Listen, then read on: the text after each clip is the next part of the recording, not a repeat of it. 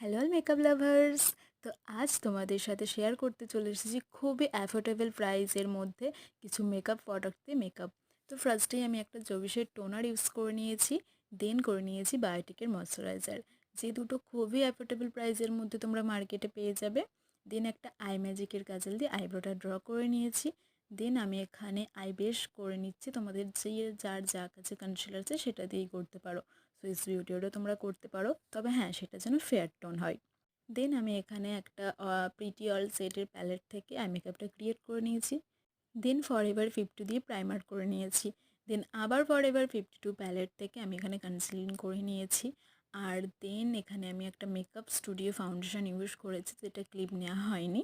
তোমাদের যে যে স্কিন সেটে সেটাই তোমরা নিতে পারো। দেন এখানে আমি অ্যাপ্লাইজার মিস্ট ইউজ করে নিয়েছি।